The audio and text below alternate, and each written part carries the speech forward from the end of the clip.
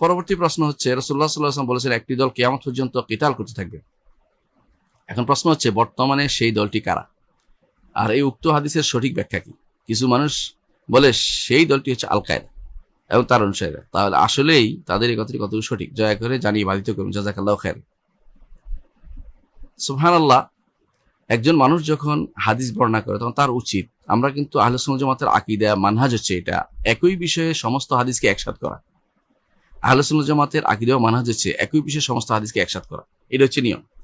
এখানে যে শব্দটি আমরা ব্যবহার করছেন কেতাল করতে থাকবে, এটা কিন্তু একটা বর্ণনায় আসছে, বেশিরভাগ বর্ণনায় আসছে লা ইয়াজালু তায়ফাতুম মিন উম্মতি, লা ইয়াজালু তায়ফাতুম মিন উম্মতি, আমার উম্মতের একটা সবসময় থাকবে একটা গোষ্ঠী যারা কি করবে, সরাসরি কেতাল শব্দ এক জায়গায় আসছে, আর বেশিরভাগ জায়গাতে আসছে যে তারা সবসময় হকের উপর থাকবে, যাহিরিন আলাল হক, এটা বলে যাহিরিন বলছে।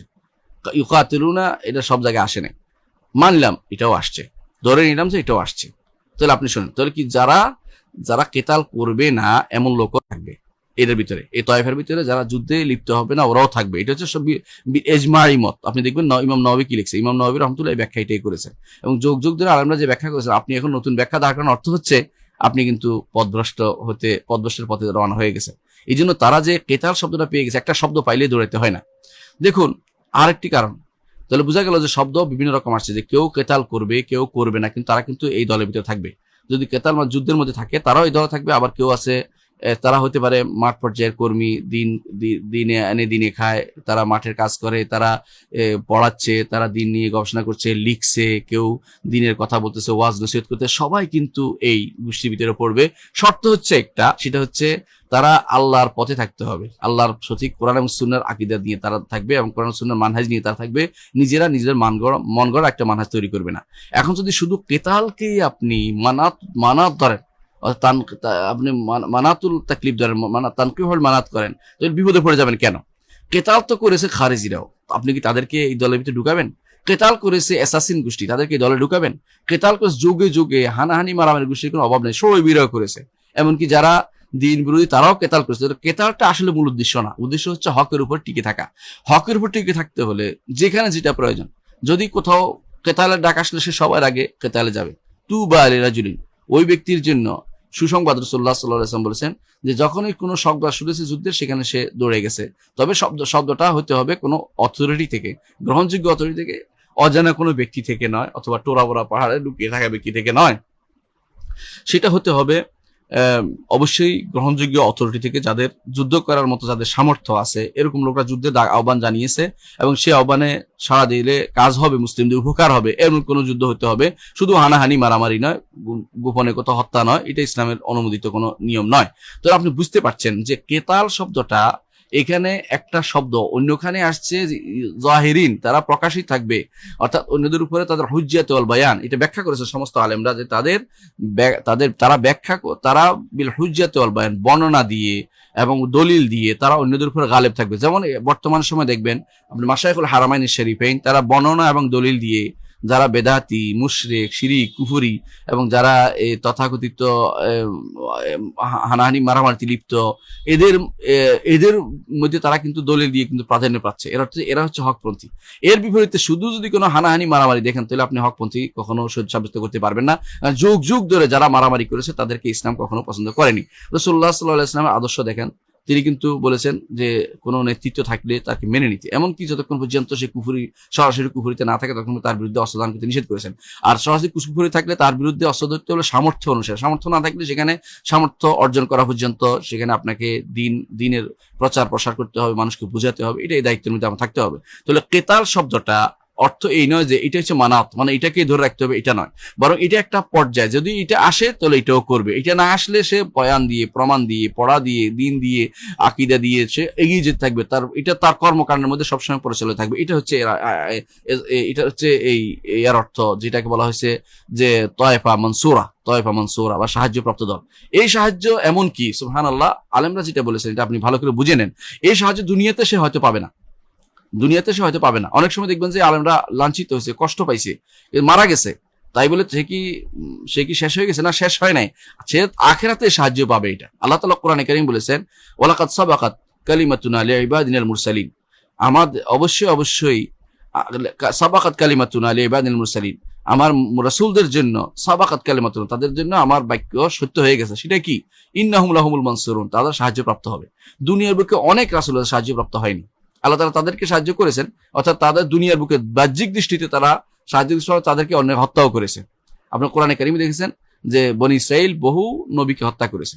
নবীরা কি আপনি বলেন যে সহি পথে নাই, এটা বলতে পারবে কেউ? কখনো, নাউজুবিল্লাহ। তাহলে আপনি জানেন যে ইয়ামুনা বিল কিসতে, হক পথে ডাকে তাদেরকে হত্যা করা হয়েছে, কোরআনে কারীম বলেছেন। এর অর্থ তারা কি মানসুর নয়? তারাও মানসুর, সাহায্যপ্রাপ্ত। তো সাহায্যপ্রাপ্ত অর্থ হচ্ছে যে তারা সাহায্যপ্রাপ্ত হচ্ছে আল্লাহর কাছে। আপনার কাছে মনে হচ্ছে তারা মারা গেছে, কিন্তু আল্লাহর কাছে তারা মারা যায়নি। কারণ আল্লাহ তাআলা কোরআনে কারীম বলেছেন যে এরা কি করবে, এরা ইউরজাকুন, তারা রিজিক প্রাপ্ত হচ্ছে, জান্নাতে রিজিক প্রাপ্ত হচ্ছে। তাহলে মরে গেলেই তার সাহায্যপ্রাপ্ত হয় না, এই কথাটা এরকম না। বরং সাহায্যপ্রাপ্ত দুনিয়াতে সাহায্যপ্রাপ্ত তারা হবে, এবং তারা যদি কোনো মরেও যায় আখিরাতে তারা সাহায্যপ্রাপ্ত হবে। এটা হচ্ছে কথা যে ইন্নাহুম লাহুমুল মানসুর ওয়া ইন্না জুনদানা লাহুমুল গালিবুন, এবং আমাদের সেনাবাহিনী জয়ী হবে। এর অর্থ হচ্ছে এক সময় জয়ী হবে না, আর সময় জয়ী হবে, এটা থাকবে। তাই বলে কেতালটা জরুরি হওয়ার জিনিস নয়, বরং মূল জিনিস হচ্ছে তারা বয়ান দিয়ে, বর্ণনা দিয়ে, দলিল দিয়ে, এবং তাদের আল্লাহ তার রাসূলের বাণী নিয়ে প্রসার করে এরা কিন্তু জয়ী হবে। এবং এদের কথা উনারা মানতে বাধ্য হবে যদি কোনো কোরআন হাদিস দিয়ে দলিল দেয়। যেমন আমাদের অনেক মাশায়েখদের কথা আমরা দেখি যে দুনিয়ার সবাই কিন্তু শেষ পর্যন্ত মানতে বাধ্য হয়েছে। এমনকি শেখ বিন বাজ রাহমাহুল্লাহ, শেখ উসাইমিন রাহমাহুল্লাহ, এদের বক্তব্য আপনি শুনেন, আপনি দেখবেন যে এটা কিন্তু ইতিহাস হয়ে থাকবে এবং পরবর্তীতে এর থেকে দলিল নিবে। এর অর্থ এটা কিন্তু সাহায্যের একটি অংশ। তো আপনি আপনার যারা বলে যে কেতাল থাকতে হবে, অর্থাৎ শুধু হানাহানি মারামারি লেগে থাকতে হবে, এটা কিন্তু সঠিক ব্যাখ্যা নয়। কেতাল কখনো কখনো থাকবে, কখনো থাকবে না। আপনি ইমাম নওয়ীর ব্যাখ্যা দেখেন, যুগ যুগ আলেমদের ব্যাখ্যা দেখেন, এটাই পাবেন আপনি। এর অর্থ হচ্ছে কেতাল কোনো একটা এটার উপর নির্ভর করবে না, এটা একটা এলিমেন্টস। এটা কখনো পাওয়া যেতে পারে, কখনো নাও পাওয়া যেতে পারে, কখনো কখনো দলিল বিল হুজ্জাত ওয়াল বায়ান, কখনো দলিল প্রমাণ ভিত্তিক হইতে পারে, কখনো কখনো সাইফ ওয়াস সিনান হইতে পারে, কেতাল দিয়ে হইতে পারে, সেটাও হয়। যেমন কখনো কখনো সেটা হয়েছে যুগ যুগ ধরে। আবার দেখবেন কখনো কখনো পুরো একটা বিরাট সময় পার হয়ে যাবে, সেখানে কোনো দেখবেন সহিহ আকীদার লোক নাই, মানে বাহ্যিক ভাবে নাই, তাদের কোনো জয় জয়কার দেখা যাচ্ছে না, এরকম অবস্থা আপনি দেখতে পাবেন। কিন্তু তারা কিন্তু আকীদা নিয়ে তারা যেহেতু আছে, তারা কিন্তু আল্লাহর কাছে এদের বোঝা যাবে এরাই হচ্ছে জয়ী। কারণ এদের কথাটাই পরবর্তীতে মানুষের স্মরণ করবে এবং এদের কথাটাই পরবর্তীতে আলোচনা করবে। ইবনে তাইমিয়া রাহমাতুল্লাহ আলাইহি তার সময় সবচেয়ে মজলুম ব্যক্তি ছিলেন। জীবনের 3 দিনের মধ্যে 2 দিনে জেলে। এরকম একজন ব্যক্তি, আপনি জানেন যে এরকম একজন ব্যক্তি হয়তো তার পরবর্তী হঠাৎ করে দেখবেন তার ছাত্ররা ছাড়া কেউ মাঝখানে আর কেউ তার ঝান্ডা উত্তোলন করেনি। কিন্তু এর পরবর্তীতে এখন সারা দুনিয়ার মানুষ ইবনে তাইমিয়া নাম শুনলেই তার খুশি লাগে, ভালো লাগে। ইবনে তাইমিয়ার একটা বক্তব্য পাইলে সে মনে করে একটা দৌরাতুন ইয়াকুত একটা মুক্তা পেয়েছে মনে করে, সে এরকম একটা জিনিস মনে করে যে একটা বিশাল জিনিস পেয়ে গেছে। এর অর্থ হচ্ছে আপনি বুঝে দেখেন, এটা হচ্ছে তারা ওই সময় যদি কোনো কিছুদিনের জন্য আপনার কাছে মনে হইতে পারে যে তারা তো জয়লাভ করেনি, কিন্তু পরবর্তী তারা আল্লাহর কাছে কিন্তু এরা জয়ের অংশ।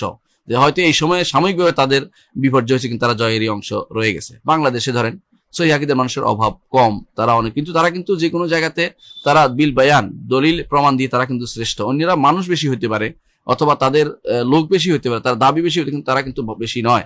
তাহলে আপনি বুঝতে পারছেন যে শুধু কেতালটাকে একটা উদ্দেশ্য বানিয়ে নিবেন না, এটা হলো মূল কথা। কারণ কেতাল উদ্দেশ্য হলে আপনি বিপদে পড়বেন। যুগে যুগে অনেক মানুষ হত্যা করছে, একে অপরকে মারামারি করছে, এরা কিন্তু কখনো ভালো মানুষ ছিল না।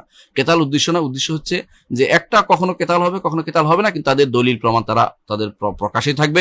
যাহিরিন আলাল হক, যেটা রাসূলুল্লাহ সাল্লাল্লাহু আলাইহি ওয়াসাল্লাম বলেছেন, হকের উপর প্রকাশ থাকবে। এরা হকের কথা বলবে কতক্ষণ পর্যন্ত? যতক্ষণ পর্যন্ত আল্লাহর ইচ্ছা, সেটা হচ্ছে যখন একটা বাতাস বের হবে যা ঈমানদারদেরকে মৃত্যু দিয়ে দিবে, তখন পর্যন্ত তারা সঠিক পথে থাকবে। তাহলে আপনি বুঝতে পারছেন যে এই দলটি আসলে যাদের কথা আপনি বলেছেন আল কায়দা বা তথাকথিত আইএস বা এই জাতীয় যারা আছে, এরা নয়। এরা হচ্ছে বেশিরভাগই বিভ্রান্ত, পথভ্রষ্ট বেশিরভাগই, এবং তারা সুফাহাউল আহলাম, বিবেকের মধ্যে তাদের কমতি আছে, এবং বেশিরভাগই তারা দিন সম্পর্কে অজ্ঞ, দিনের মৌলিক জিনিস সম্পর্কে তারা জানে না, আবেগ নিয়ে আবেগ তাড়িত হয়ে পড়ে, এবং বিভিন্ন জায়গাতে এমনকি তারা কি করবে তারা নিজেরাও জানে না। অনেক জায়গায় দেখবেন যে তারা কি করবে তারা নিজেরাও জানে। তাদের থেকে হঠাৎ করে একটা গোষ্ঠী বের হয়ে কোথাও হানাহানি মারামারি লাগিয়ে দেবে। যেমন আইএস বের হয়েছে আল কায়দা থেকে, আবার হয়তো দেখবেন যে আল কায়দা আরেকটা বের হবে, আবার দেখবেন যে আল কায়দার একটা গোষ্ঠী আবার হানাহানি লিপ্ত হয়ে যাচ্ছে, যেখানে আসলে কোনো জিহাদের নামগন্ধ নেই, এমন কাজ করে ফেলবে। তাহলে বোঝা যাবে যে আসলে এই কেতালটাকে মানার ধরা বা কেতালটাকে মূল উদ্দেশ্য ধরাটা উচিত হবে না। এর উপর থাকলে আপনি মানুষদের বিভ্রান্ত করতে পারে। বিশেষ করে আজ যারা এই তথাকথিত যারা অন্ধকার প্রকোষ্ঠ থেকে অমুক আদনানি মাদনানি যত নাম আজে বাজে জিনিসগুলো তারা ডাকাডাকি করতেছে, সবই হচ্ছে অন্ধকার প্রকোষ্ঠের দিকে আহ্বান জানাচ্ছে। হ্যাঁ, যে জিনিসে আপনি জানেন না সেদিকের দিকে আহ্বান জানানো ইসলাম, যে সেদিকে চলা জায়েজ নেই। রাসূলুল্লাহ সাল্লাল্লাহু আলাইহি ওয়াসাল্লাম বলেছেন একটা লম্বা খত আঁকছেন, লম্বা লম্বা একটা রেখা আঁকছে, রেখা এঁকে এদিকে কিছু দলিল, এদিকে কিছু, দুদিকে কিছু কিছু দিছেন, আঁক দিছেন, দিয়ে বললেন যে এটা হচ্ছে আল্লাহর রাস্তা, এদিকে একজন ডাকে ওইদিকে একজন ডাকে। ঠিক দিন হচ্ছে সোজা কোরআন এবং সুন্নাহ এবং সালফে সালেহীন নীতি অনুসারে চলা। তারা কোনোদিন হানাহানি মারামারিতে যাননি যতক্ষণ পর্যন্ত তাদের কাছে স্পষ্ট কোনো সে শর্ত পূরণ না হয়েছে, ততক্ষণ তারা যাননি। সূরা গুপ্তা হামলা তাদের মধ্যে এইভাবে প্রচলিত ছিল না যতক্ষণ পর্যন্ত তাদের রাষ্ট্রপ্রধান বা কোনো তাদের নেতাদের অনুমোদিত না হয়েছে, তখন পর্যন্ত তারা এটা করেননি। তাহলে আপনি বুঝতে পারছেন যে এখন যেটা করা হচ্ছে এটা কিন্তু ওই প্রত্যেক রাস্তার মধ্যে যে বসে আছে শয়তানগুলো, হালুম মুইলাইয়া, আমার দিকে আসো, আমার দিকে আসো, এইভাবে ভাগ হয়ে যাবে মানুষ ধীরে ধীরে। কিভাবে ভাগ হয়েছে? খারেজিরা একদিকে চলে গেছে, মুরজিয়ারা একদিকে চলে গেছে, শিয়ারা একদিকে চলে গেছে, আবার কাদেরিয়ার একদিকে, জাবরিয়ার একদিকে চলে গেছে, মুতাজিলার একদিকে চলে গেছে, আশারা একদিকে চলে গেছে, মাতুরিদি একদিকে চলে গেছে। ভাগ হইতে হইতে উম্মতে মুসলিমা কয়দিন পর পরেই একটা অংশ চলে যায়, বাইর হয়ে যায়। উম্মতে মুসলিম মূল স্রোত, মূল যারা মূল পথে আছে, এই পথ থেকে যত বেশি ভিন্ন ভিন্ন পথ তত বেশি আবিষ্কার করবে, তত বেশি বিভ্রান্তিতে মানুষ লিপ্ত হবে। আল্লাহ আমাদেরকে হেফাজত করুন। এই জন্য এই সমস্ত জিনিসের পিছিয়ে চলবেন না, সরাসরি সঠিক পথে চলেন, কোরআন এবং সুন্নাহ অনুসরণ করেন। আলহামদুলিল্লাহ, দিন সহজ, দিনের মধ্যে বাড়াবাড়ি কখনো গ্রহণযোগ্য, ঠিক ছাড়াছাড়িও গ্রহণযোগ্য নয়। আশা করি বুঝছেন।